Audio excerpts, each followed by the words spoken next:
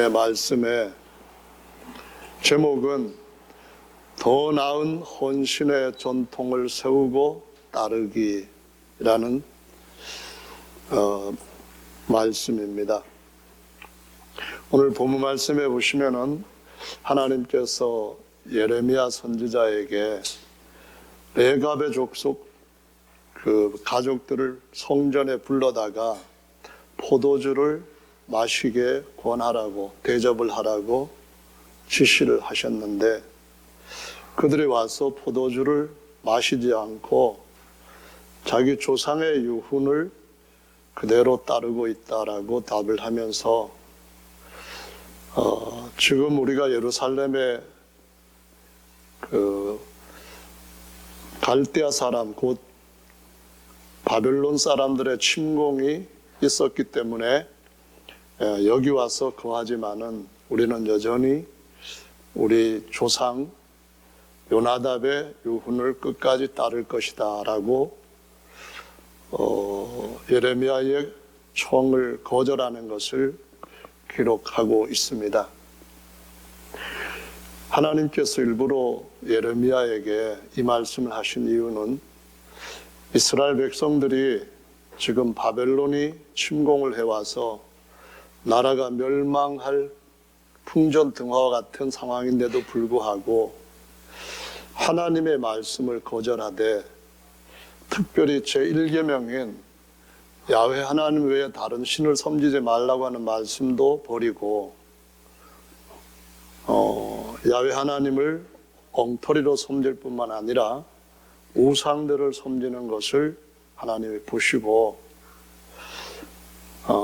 레갑의 후손 요나답의 아들들은 자기 조상 요나답이 말한 유훈을 지금까지도 잘 지키고 있는데 내 백성은 전혀 그렇지 못하다 하면서 책망을 한 말씀을 보여주고 있습니다.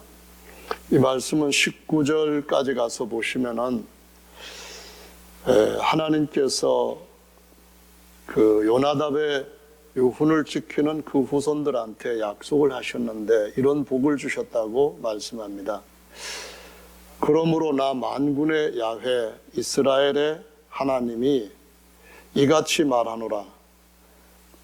레갑의 아들 요나답에게서 내 앞에 설 사람이 영영이 끊어지지 아니하리라. 영영이 하나님을 섬기는 그 후손들이 있게 하겠다라는 약속을 주신 것입니다. 그래서 이 레갑의 족속 중에 요나답이라고 하는 후손이 있었는데 다른 이름으로는 여호나답이라고 나옵니다. 줄여서 쓰면은 요나답이고 늘려서 쓰면은 여호나답이라고 하는데요. 자손들한테 5가지를 지시했습니다. 첫째로는 포도주를 영영 마시지 말아라. 두 번째로는 집도 짓지 말아라. 세 번째는 파종도 하지 말아라. 네 번째는 포도원도 재배하지 말고 포도원도 두지도 말아라. 5번째는 평생의 장막에 거처하라 라는 것이었습니다.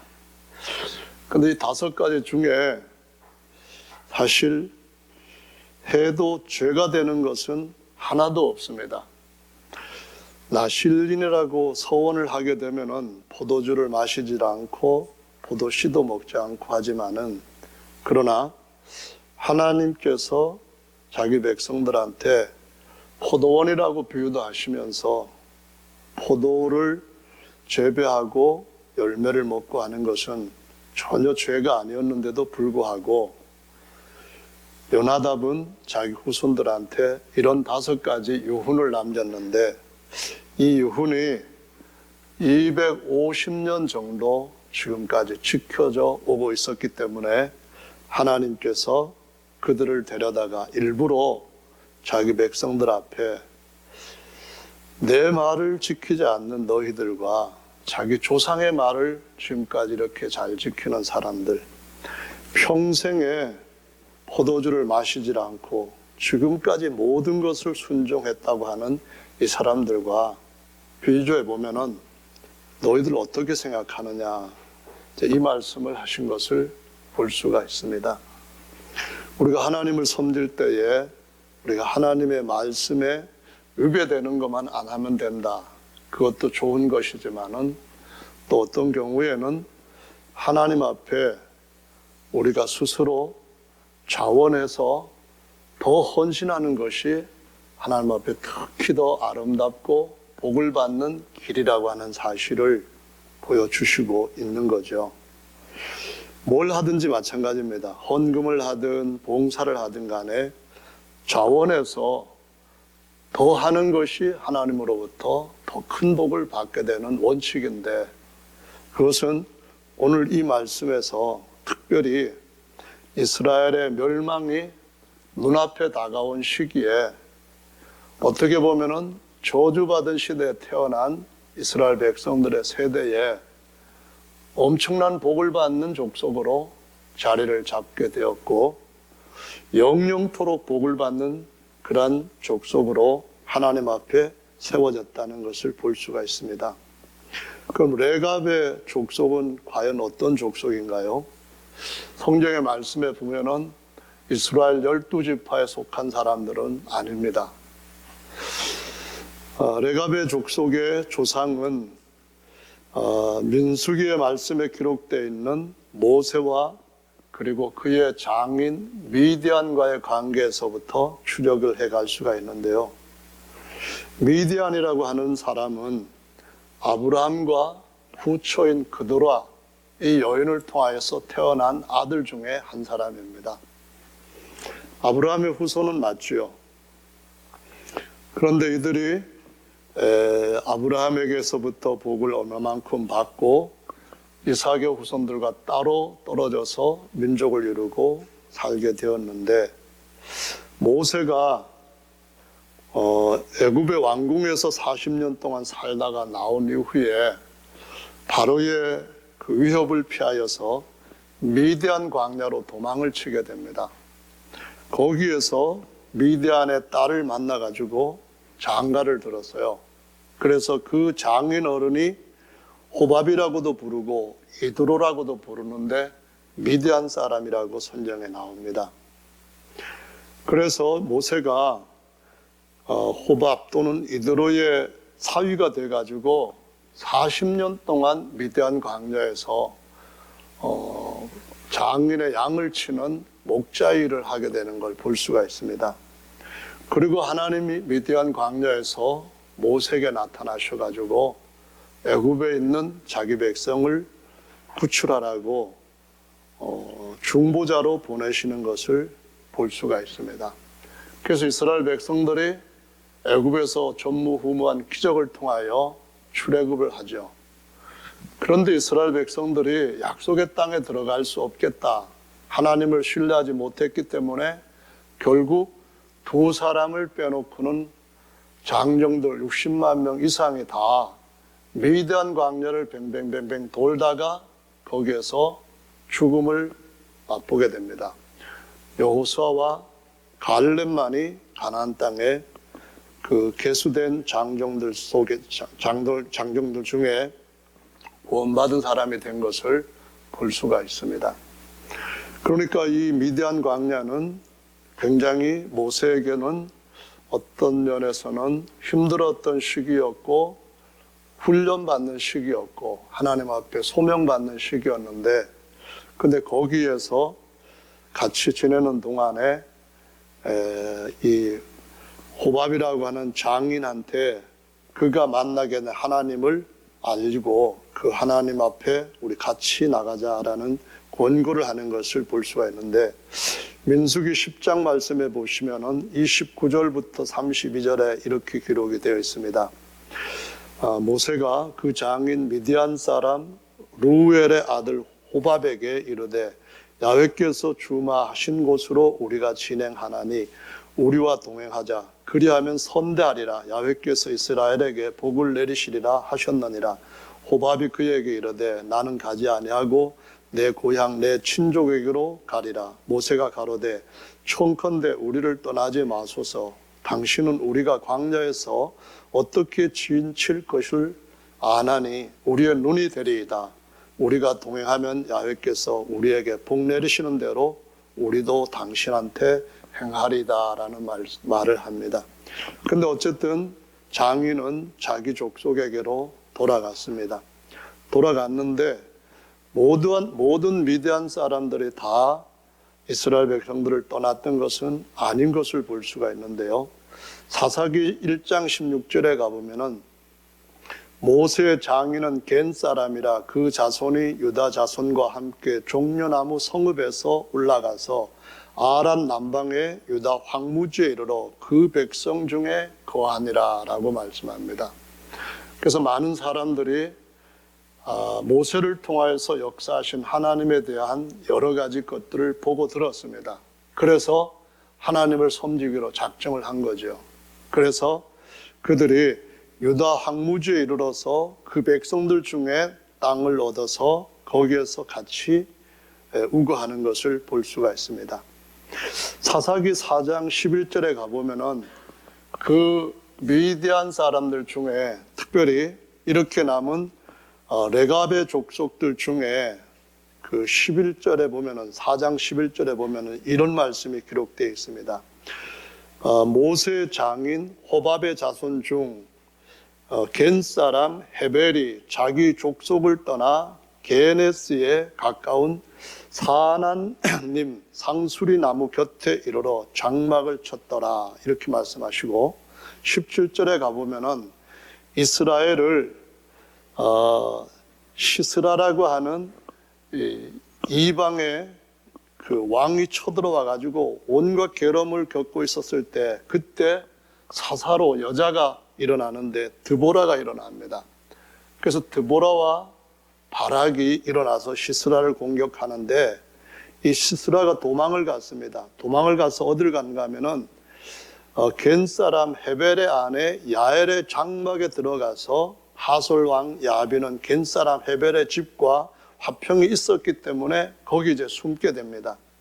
근데 24절에 보면은 겐 사람 헤벨의 아내 야엘은 다른 여인보다 복을 받을 것이니 장막에 거한 여인보다 더욱 복을 받을 것이로다 라는 말씀하는데 왜 그러냐 하면은 시스라가 그 집에 숨어가지고 피곤해 있을 때 이 헤벨의 아내 야엘이 장막에서 말뚝을 이렇게 쳐가지고 묶고 하는 그 말뚝을 갖다가 시스라의 여기 갖다가 박아버린 거예요. 그래서 이스라엘을 괴롭혔던 시스라를 드보라와 바락이 완전히 해결하지 못한 것을 이 여인이 해결을 한 겁니다. 그래서 적들이 다 도망을 가고 평안함이 오게 되었는데 이후에도 보면은 아주 중요한 때마다 이 겐 사람의 후손, 다시 말하면은 오늘 본문에 나와 있는 레갑 족속의 후손들이 이스라엘 나라에 엄청 유익한 일을 끼치는 걸 볼 수가 있습니다. 특별히 이스라엘 백성들한테 끼쳤던 여러 가지 초기에 중요한 것은 모세의 장인이 모세가 하루 종일 혼자 재판하는 걸 보고 그렇게 하는 것이 아니다 하고는 1000부장, 100부장, 50부장, 10부장 이런 제도를 가르쳐줘서 이스라엘로 하여금 이스라엘 백성들도 다 자기들의 필요한 것들을 재판을 잘 받게 하고 또 모세도 끝까지 그의 하나님 앞에 받은 사명을 잘 감당하게 해주는 일도 했었는데 사무엘상에 보면은 사울 왕이 일어나서 이제 아말렉 족속을 완전히 멸하려고 하는데 그들 곁에 겐 사람 이 레갑의 후손들이 우거하고 있었습니다. 그래서 뭐라고 말하는가 하면은 사울이 겐 사람에게 이르되 아말렉 사람 중에서 떠나 내려가라. 그들과 함께 너희를 멸하게 될까 하노라. 이스라엘 모든 자손이 애굽에서 올라올 때에 너희가 그들을 선대하였느니라. 이에 겐 사람이 아말렉 사람 중에서 떠나니라 라고 말씀합니다. 그들이 아말렉과 같이 멸망을 받을 수도 있었는데 선한 것을 택할 줄 아는 사람들입니다. 이유는 뭐냐 하면은 그의 조상 때부터 무엇이 선한 것인지를 쭉 배워왔기 때문에 이스라엘의 12지파에 속하지 않은 사람들인데도 불구하고 계속 이와 같이 정말 좋은 길을 선택하는 것을 볼 수가 있습니다. 역대상 5장 55절에 보면은 야베스에 거한 서기관 족속 곧 디랏 족속과 시므앗 족속과 수갓 족속이니 이는 다 레갑의 집 조상 함맛에게서 나온 겐 족속이더라, 이렇게 말씀합니다. 유다 지파 땅에 레갑의 후손들이 같이 살고 있는데 그 중에서도 여러분들이 잘 아는 사람이 하나 있는데 바로 그것이 누군가 하면은 야베스입니다. 야베스는 자기가 조상 대대로 어떤 이스라엘 백성들과 그 혈통적인 같은 그런 족속은 아닌데도 불구하고 하나님을 섬기는 일에 있어만큼은 이스라엘 족속 못지않게 헌신적이고 용기가 있는 사람들이었습니다. 그래서 야베스에 대한 이야기를 보면은 역대상 4장 9절부터 11절에 보면은 야베스가 이방인으로서 이스라엘에 귀화하는 겐 족속의 후예일 것이라고 추정이 되는데, 역대상 2장 55절에서부터 이렇게 쭉 기록된 말씀을 보면은 야베스는 하나님 앞에 어떤 복을 받았는가 하면은 하나님께서 저에게 복을 더하사 지정을 넓히시고 모든 환난에서 벗어나 근심이 없게 해달라는 기도를 했는데, 특별히 하나님께서 그 기도를 들으시고 그의 모든 기도를 응답해 주신 것으로 아주 임팩트 있게 성경에 기록해 놓은 것을 볼 수가 있습니다. 그래서 이 야베스는 유다 지파에 뿌리가 없는 이방인 겐 사람인데도 불구하고 유다 지파에 편입된 사람으로서 살았다고 볼 수 있는 충분한 증거를 성경에 기록으로 남겨놓고 있는 것을 볼 수 있습니다.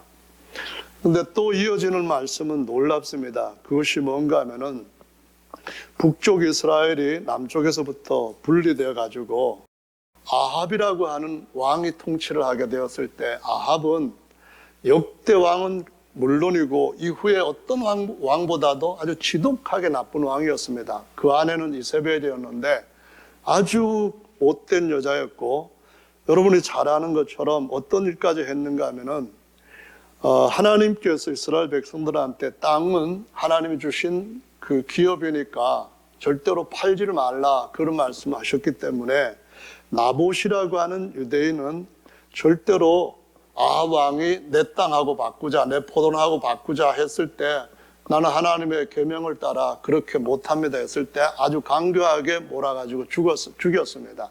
이세벨이 그거를 계책을 가르쳐 줬던 거죠.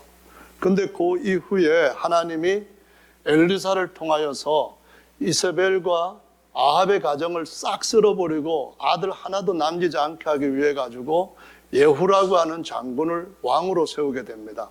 그런데 이 예후가 아합 가정을 그렇게 없애버리는 하나님의 지시를 받고 사명을 감당하고 개혁을 하는 이 주도자로 등장하게 된 것은 아합이라고 하는 인간이 너무나 많은 우상 숭배를 했기 때문입니다. 야훼 하나님만 섬겨야 되는데 떠나서 아세라 여신도 섬기고 아스다롯도 섬기고 바알을 섬기는 일을 국가적인 중흥사업이라고 하는 명목으로 해댄 겁니다.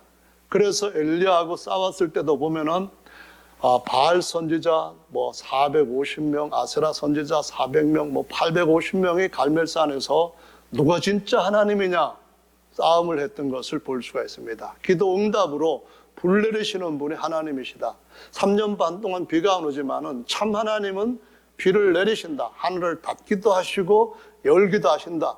그래가지고 그것을 증명하게 되는데, 그 일이 끝난 뒤에도 불구하고 이스라엘, 그 북쪽 이스라엘에서는 우상숭배가 그치지 않았습니다. 그래서 예후를 통해 가지고 싹 쓸어버리는데, 이 예후가 한 얘기를 열왕기하 10장 15절부터 보면은 이제 이세벨을 죽이기 위해서, 아합을 죽이고 이세벨을 죽이기 위해서 이제 가는데, 예후가 거기서 떠나가다가 레갑의 아들 여호나답이 맞으러 오는 것을 만난지라 그 안부를 듣고 가로되 내 마음이 내 마음을 향하여 진실함과, 그러니까 내 마음이 아비나답 당신을 향하여서 진실함과 같이 너의 마음도 진실하냐 물어봅니다.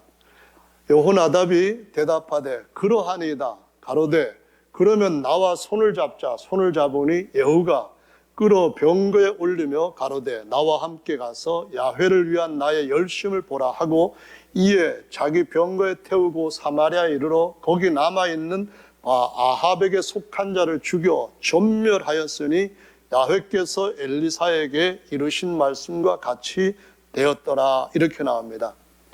이 예후가 얼마나 철저하게 우상 숭배자들을 제거했는지, 야훼 하나님을 섬기지 않는 사람들, 우상을 섬기는 사람들을 한 곳에 모아놓고 다 죽이는데 그 우상의 신전에다가 집어넣고 23절에 보면 이런 말씀합니다. 예후가 레갑의 아들 여호나답으로 더불어 바알의 당에 들어가서 바알을 섬기는 자에게 이르되 너희는 살펴보아 바알을 섬기는 자만 여기 있게 하고 야훼 종은 하나도 너희 중에 있지 못하게 하라 하고서는 살펴보고 자 우리는 예후가 더 바알을 섬기겠다고 했으니까 우리 시대가 더 강하게 왔다 이러고 있는 판인데 그 정변은 우상 숭배자들과 아합의 그 모든 가문을 싹 쓸어버리기 위한 하나님의 명을 받은 것이었습니다. 그런데 거기에 누가 주동자가 되었느냐 하면은 이스라엘 백성도 아닌데도 불구하고 레갑의 족속 아비나답이 그 일을 맡게 되는 걸 볼 수 있습니다. 그래서 바알의 당에 들어가서 예배하는 모든 자들을 싹 죽여버린 거예요. 그런데 얼마 후에 예후는 여로보암이 짓는 죄에서 떠나지를 않게 됩니다. 곧 금송아지를 만들어가지고 섬겼던 여로보암의 죄를 버리질 않고 계속 하게 되니까 여호나답이 이 사람도 아니구나 하면서 그를 떠나는 것을 보게 됩니다. 그래서 북쪽 이스라엘이 망하고 밤에 남쪽 유다까지 바벨론에서 이제 멸망을 받게 되는 위협을 받게 되는데 북쪽 이스라엘이 아수르가 쳐들어와 가지고 위협을 하니까 어쩔 수 없이 이들은 북쪽에서부터 어디로 내려오는가 하면 레갑 족속들이 남쪽 유다 쪽으로 피신을 하게 됩니다. 이 사람들은 장막을 치면서 그냥 목축업으로 생애를 이어가고 하나님을 섬기는 사람들인 거예요. 이스라엘 백성들보다 더 열정적으로 야훼 하나님을 섬기는 사람들이었던 거예요.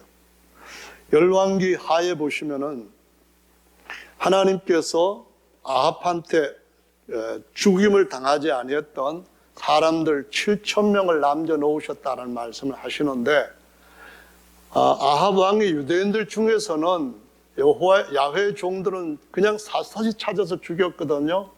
그래서 얼마만큼 숨져있는 사람들 외에는 다 죽었다고 여길 정도였고 엘리야 자신도 다 죽이고 나만 남았다고 하나님 앞에 고발하는 걸 볼 수 있습니다. 그런데 바알한테 무릎을 꿇지 않은 사람 7,000명을 남겼다고 하는데 도대체 어디 있는 겁니까? 우리가 알기로는 레갑의 후손들이 이스라엘 백성들보다도 더 강하게 야훼 하나님을 섬기는 믿음을 지키고 있었다는 겁니다. 하나님은 그들의 수를 알고 계셨다는 것을 우리는 인정할 수밖에 없다는 것입니다.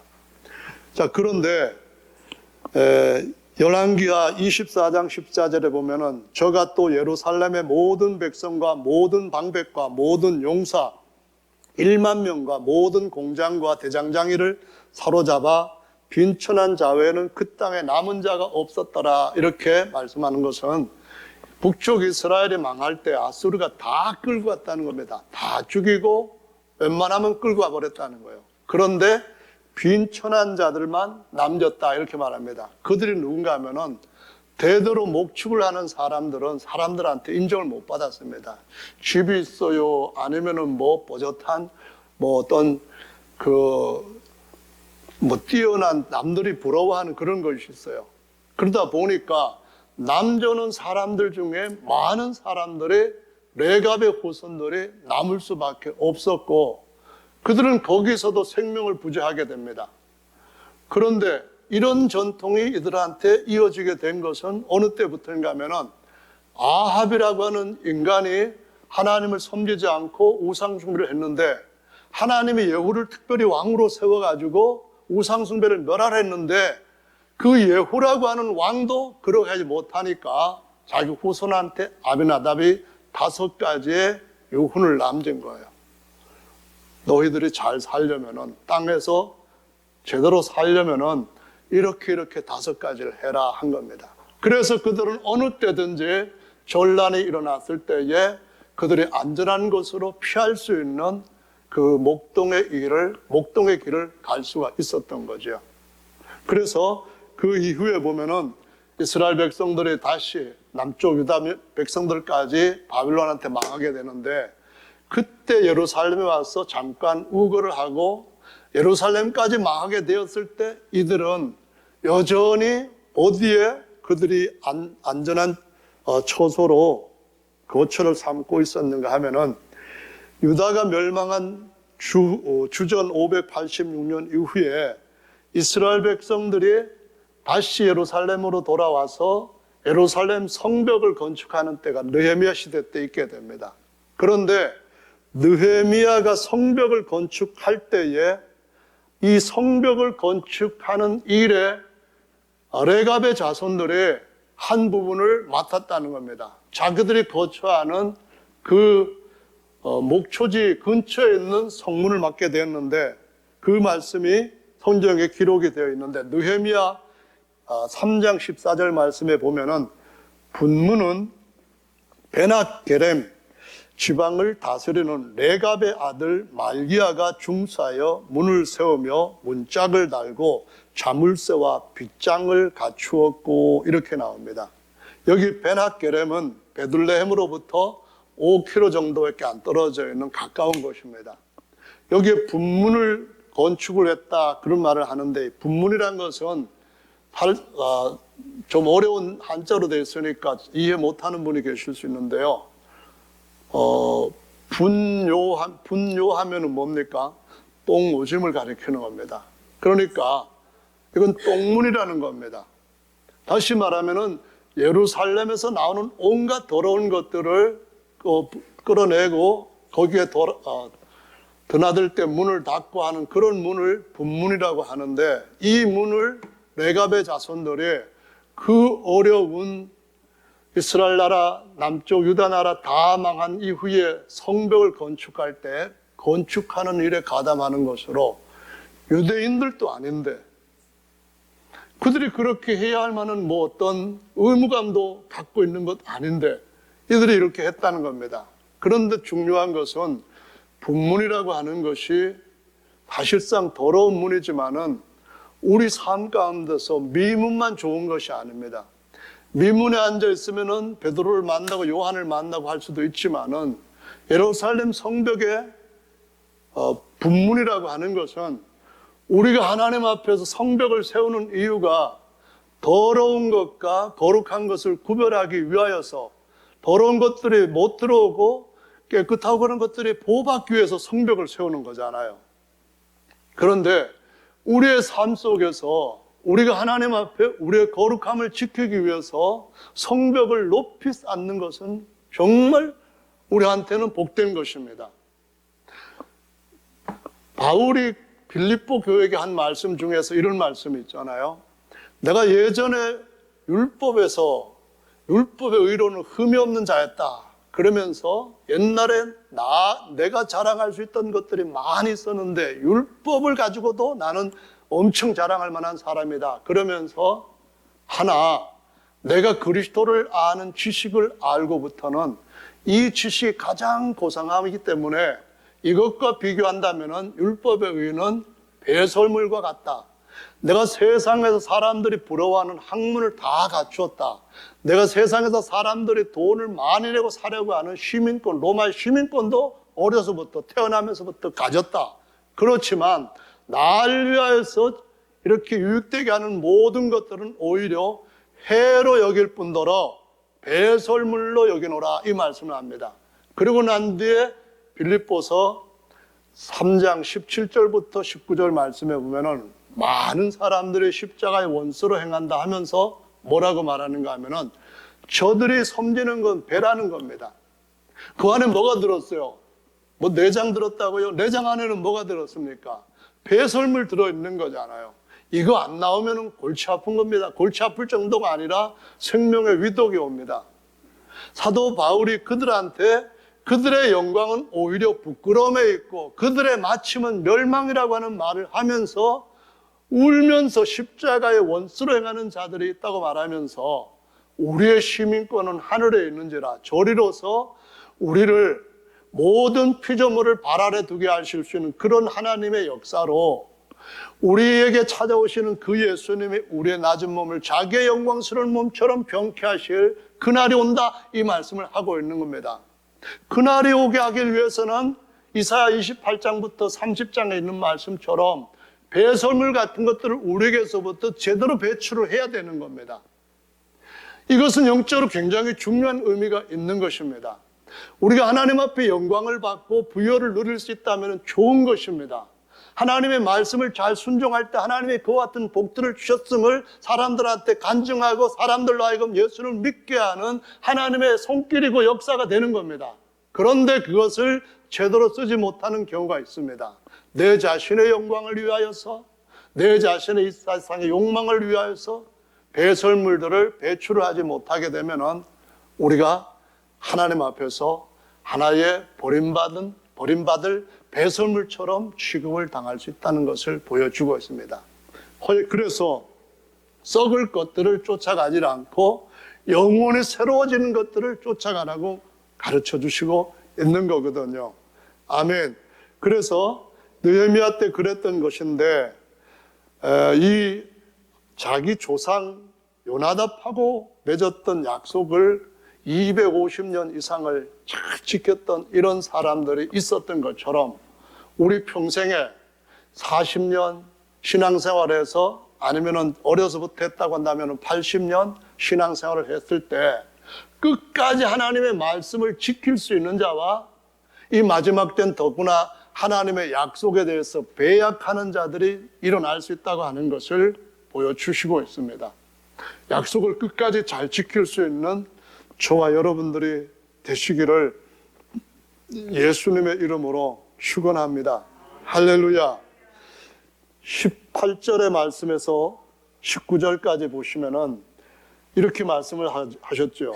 예레미야가 레갑 족속에 이르되 만군의 야훼 이스라엘의 하나님이 이같이 말씀하시기를 너희가 너희 선조 요나답의 명령을 순종하여 그 모든 훈계를 지키며 그가 너희에게 명한 것을 행하였도다.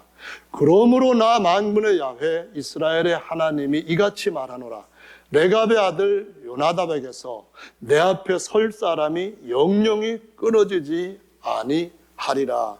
아멘. 이 약속이 하나님께서 주신 약속이라면 하나님은 약속을 지키실 줄로 믿습니다. 우리는 하나님의 약속을 깨뜨리는 그런 참 하나님 앞에 깨뜨리는 자, 브레이크 같은 자가 되지만은 하나님은 끝까지 지키는 키퍼입니다.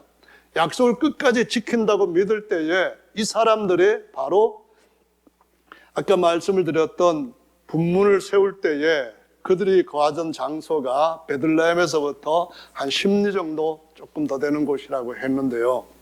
예수님께서 이 땅에 초림하셨을 때 누가복음의 말씀에 보면은 누구에게 하나님이 이 기별을 알리셨습니까?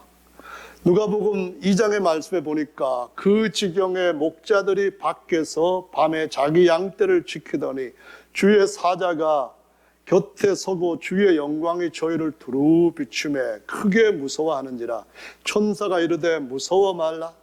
이 얘기가 누굽니까? 이 구절을 무려 이 10절까지 계속해서 천사들이 와가지고 이렇게 했고 그들이 가서 보고 이 소식을 알렸다 이렇게 나옵니다. 어디에 있었습니까? 베들레헴에서 가까운 곳에 있었던 사람들이라는 거예요. 잠깐 동안 예루살렘에 와가지고 우거를 했지만은 졸람만 지나가면은 요나답의 유훈을 지키는 사람들이었다 이런 말씀이에요.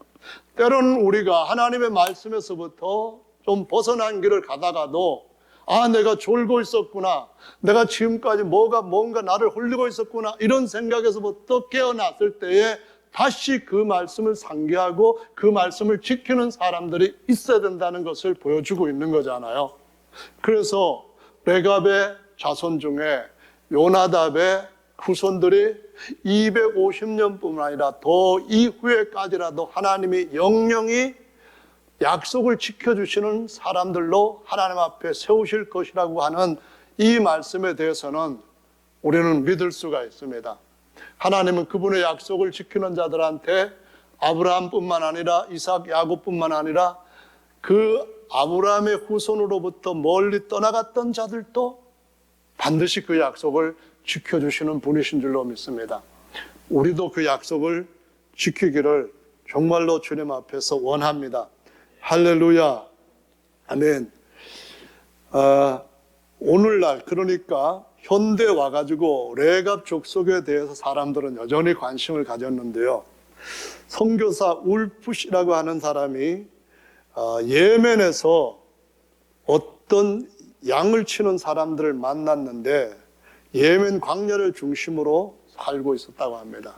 그래서 당신들 누굽니까? 하고 선교사가 물어봤더니 하는 말이 우리는 레갑 족속의 후예들입니다. 이 말을 합니다. 우리는 지금도 우리 조상 요나답의 유훈을 지켜가고 있습니다. 이 말을 합니다. 이 사람들이 자기들이 하는 말은 우리 조상 중에는 모세의 장인 되는 호밥이라는 사람이 있습니다. 이 말을 하더라는 거예요. 정말 하나님께서 우리를 지켜주신다면 우리는 어떤 상황에서도 안전할 줄로 믿습니다. 조상의 유언을 지키는 것도 복을 받고 땅에서 잘 될 수 있다고 한다면 하나님의 말씀을 지키는 것은 더더구나 너무나 복되고 귀한 것인 줄로 믿습니다. 아멘. 왜 이 말씀이 우리한테 중요성을 주는가 하면은 믿음의 조상으로 아브라함이 바로 양치는 사람으로서 그가 있던 갈대우르에서부터 하란으로 옮길 수가 있었기 때문입니다. 하란에서 다시 떠나라고 했을 때 그 아버지가 우상 숭배하였기 때문에 아버지 집도 두고 떠났던 사람입니다. 그래서 그가 약속의 땅에 거하였는데 약속의 땅에 거하는 걸 볼 때 어디를 봐도 양을 치기에는 적합하지 않은 환경이었습니다. 근데 조카 롯이 양을 치면서 더 좋은 땅을 먼저 선점하고 그 땅으로 옮겨갔습니다. 근데 조카 롯은 마지막 때 심판받을 사람들에 대한 상징적인 인물 가정으로 자리를 매기고 우리한테 나쁜 소식을 알려줍니다. 그러나 아브라함이 거했던 땅에서는 하나님께서 캄캄한 밤에서도 하나님의 귀한 별같이 영원히 빛나는 아들들을 얻게 하시는 약속을 이루시는 하나님, 약속을 믿을 때 그 믿음을 의롭다고 하신 하나님이라는 말씀을 보여주시고 있습니다. 그래서 히브리서 11장 말씀에 보면은 아브라함이 복을 많이 받았기 때문에 언제든지 갈대우르로 돌아갈 수가 있었다는 거예요. 그러나 그가 그 옛날의 땅의 고향으로 가지 않았답니다. 왜 그랬냐면은 하나님이 지으시고 격려하는 터가 있는 하늘의 예루살렘이 자기의 영원한 본향이라고 믿었기 때문에 아버지, 손자까지 다 장막에서 거하면서 하나님은 나의 목자시니 이 정신을 이어갔다라고 가르쳐 주시는 겁니다. 저와 여러분들도 우리 이 땅에서 여행자이고 언젠가는 장막절이 이루어지는 날 주님 앞에서 영원한 그 예루살렘 도성에 안착하게 되고 거기에 영주하게 되는 날이 올 줄로 믿으시기를 바랍니다.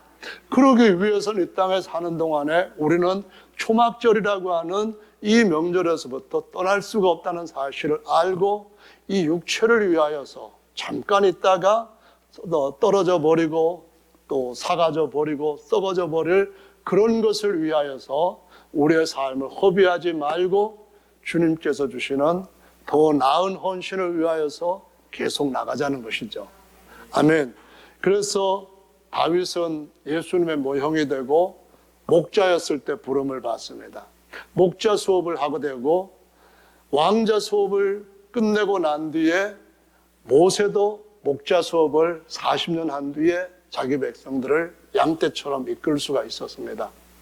그래서 다윗이 하나님 앞에 아름다운 노래를 지었는데 그 아름다운 노래가 시편 23편이죠. 야훼는 나의 목자시니 내가 부족함이 없으리로다. 그가 나를 푸른 초장으로 누이시며 쉴만한 물가로 인도하시는도다. 내 영혼을 소생시키시고 자기 이름을 위하여 의의 길로 인도하시는도다. 내가 사망의 음침한 골짜기로 다닐지라도 해를 두려워하지 않을 것은 주께서 나와 함께 하심이라. 주의 지팡이와 막대기가 나를 안위하시나이다. 주께서 내 원수의 목전에서 내게 상을 베푸시고 기름으로 내 머리에 바르셨으니 내 잔이 넘치나이다. 나의 평생의 선하심과 인자하심이 정녕 나를 따르리니 내가 야훼 집에 영원히 거하리로다. 저는 이 목자 시를 읽으면서 생각나는 것이 농담 삼아 재미 삼아 하는 사투리 버전에 대해 가지고 그냥 자꾸 생각이 나서 여러분들한테 긴장하지 마시라고 경상도 버전으로 한번 읽어드리려고 합니다. 야훼가 내 목자 아이가 내 삼아 답답할 것이 없대.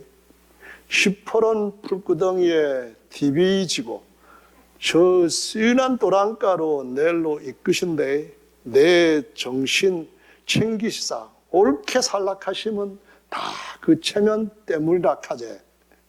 내 죽을 뻔한 골짜구 디기 껌껌한데도 간띵에 부어 댕길 수 있으면 그 백이 참말로 여간 아니라 주의 몽둥이와 짝대기가 내일로 지키시고 내 라이벌 죽일 놈 문딩 자식 앞에서 내로 팔팔 키워주시네.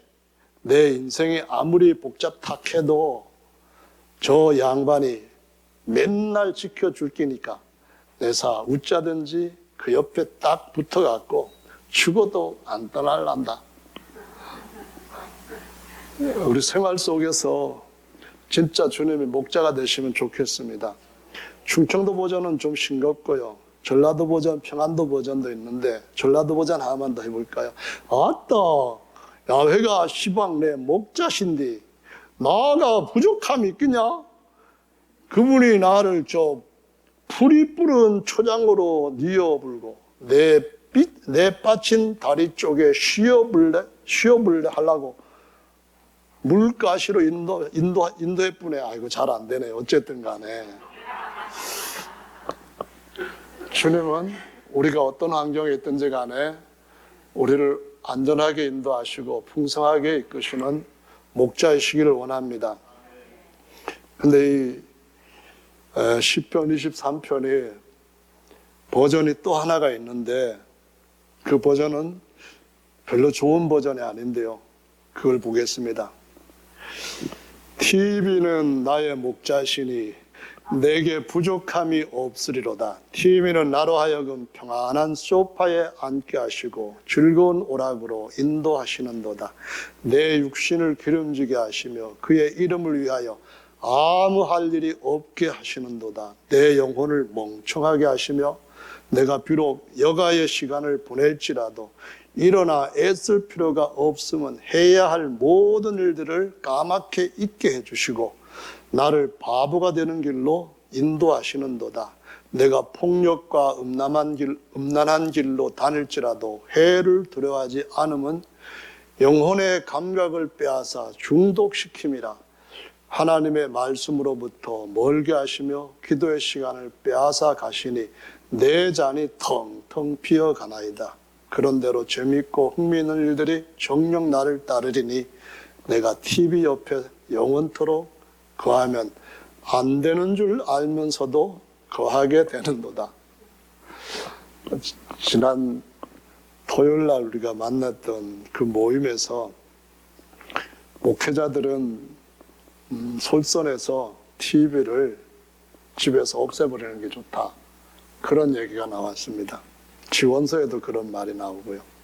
그래서 우리 어떤 분은 TV 아예 안 갖고 계시지만 저도 뉴스 보는 것이 아깝긴 했지만 가서 지난 주일날 없애버렸습니다.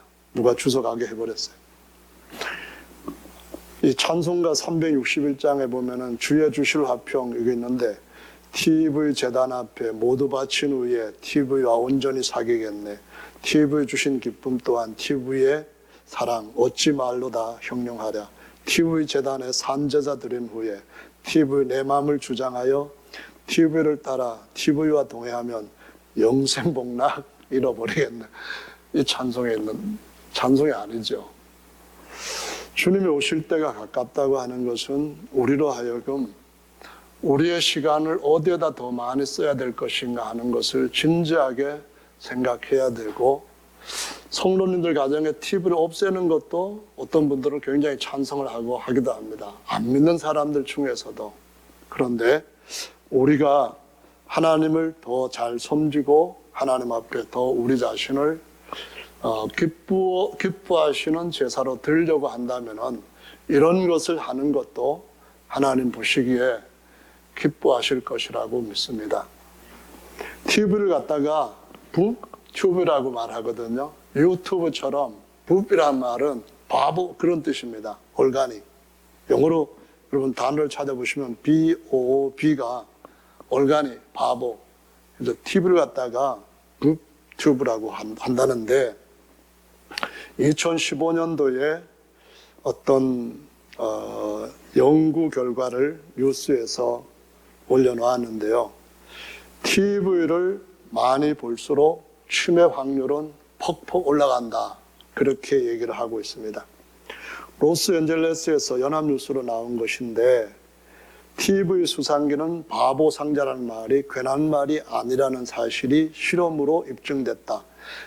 하루 평균 3시간 이상 TV를 시청한 사람들이 꾸준히 운동을 해온 사람보다 알츠하이머, 치매에 걸릴 확률이 최대 2배 이상 높다는 실험 결과가 나왔다.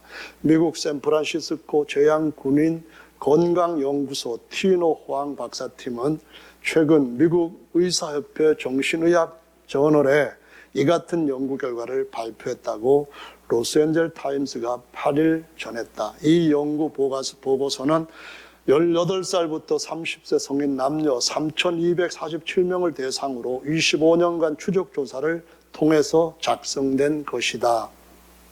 그래가지고 하루에 평균 3시간 이상 TV를 보는 사람들의 인지 능력은 그 이하로 보는 사람들보다도 65%나 떨어지고, 그 다음에 실행 능력은 56% 이상이나 떨어지고, 3시간 이상 TV를 시청하는 사람들은 운동을 하지 않았던 사람들 3% 뭐 이렇게 해볼까?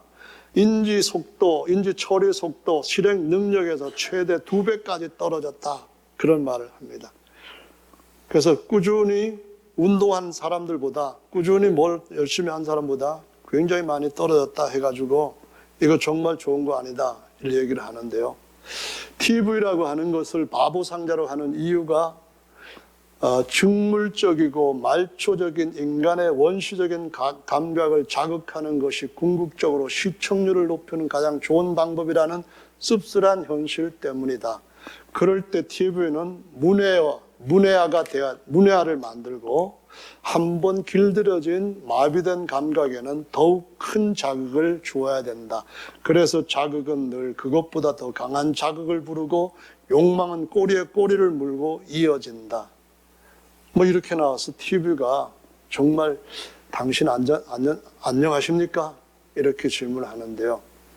실제로 TV의 해악에 대해서 연구한 걸 보면은 미국의 심리학자 프레다 모리스 교수는 최면 상태에 대한 여러 논문을 발표했는데 그 중에 한 가지가 우리 가정에도 최면술사가 있다라는 것이라고 합니다. 일반적으로 최면 상태란 한 가지 일에 초점을 맞춰 오로지 그 상황에 전념하는 상태를 말한다. 예를 들어 새가 뱀을 뚫어지게 쳐다보는 상태와 같다는 것이다. 이와 같이 최면 상태에 있는 사람은 다른 상황에 전혀 관심을 두지 못한다. 즉 최면 상태가 될 경우에 당사자는 뇌파의 베타 리듬을 잃고 마는 것이라고 한다. 그런데 각 가정마다 어린아이들은 물론 청소년들까지 TV 화면들이 집중력을 강화시켜 최면의 조건을 부여하고 있는 실정이다. 따라서 성장기에 있는 그들에게 창의적인 사고 능력이나 독서 능력이 감퇴되고 지력을 약화시킨다는 통계가 계속 나오고 있다. 아동 심리학 전공한 토마스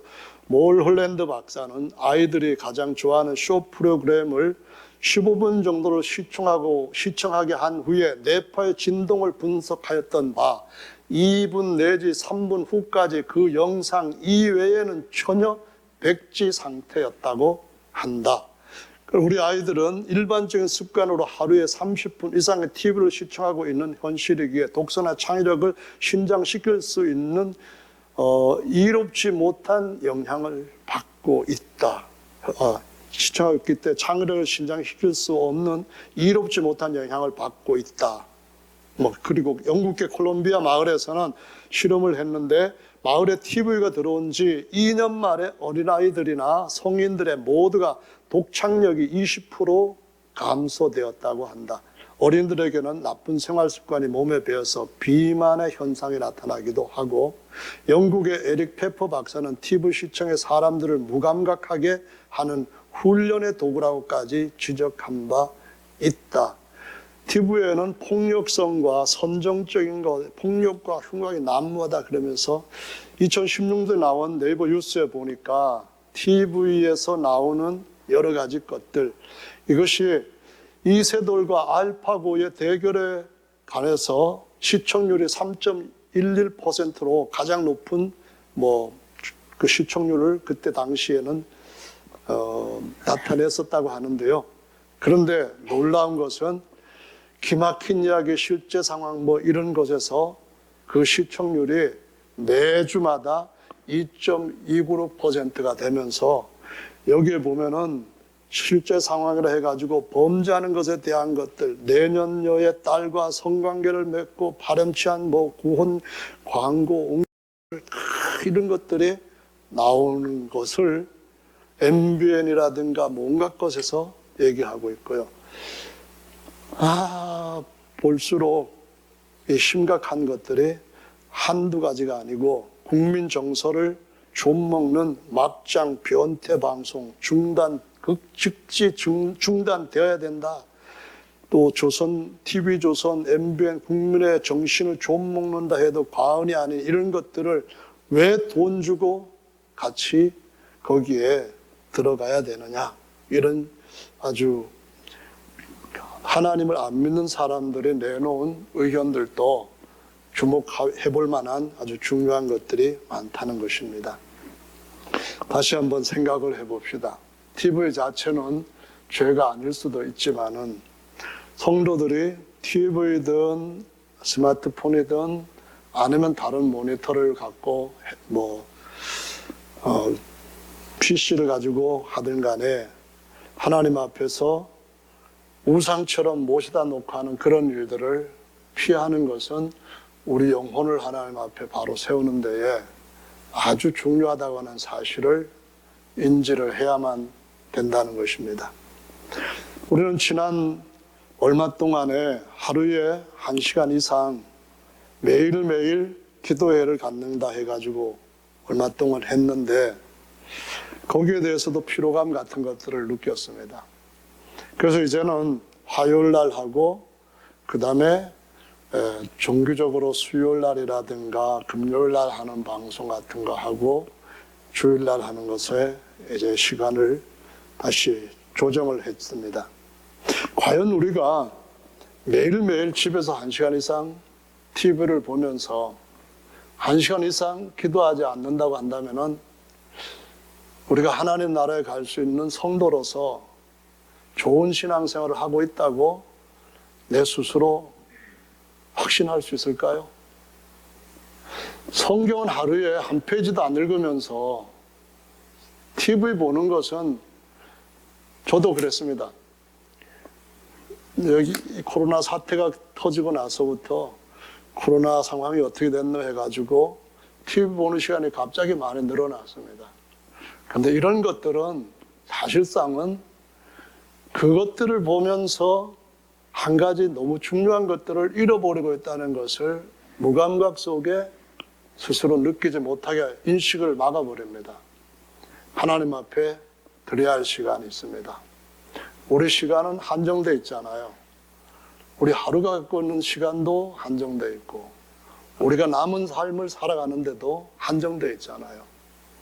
하나님 앞에 기도하는 시간 못 지키고 하나님 앞에 말씀 읽는 시간 못 지키고 하나님 앞에 전도하는 시간 못 가지면서 TV를 그렇게 높이는 것은 우리 자신을 우상으로 만들 수 있다고 말씀드렸던 지난 시간에 그것보다도 더 악할 수가 있다고 하는 사실을 이제는 우리가 인식을 하면 좋겠다라는 말씀입니다. 어떻게 해야 될까요?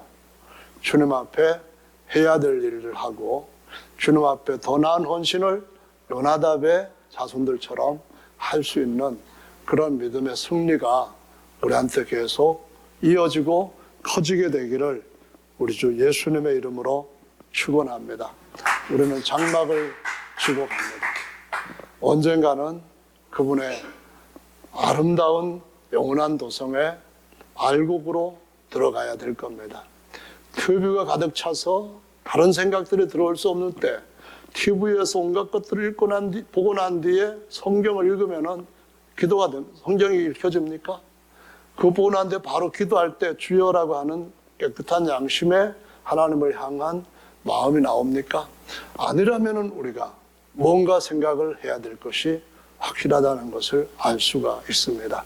그래서 오늘도 예수름 침례교회 모든 형제 자매 여러분들 승리하는 그러한 해가 되시기를, 승리하는 하루가 되시고 우리 일생이 되시기를 예수님의 이름으로 축복합니다. 다 같이 기도하는 시간 함께 갖겠습니다. 잠시 동안 주님 앞에 함께 기도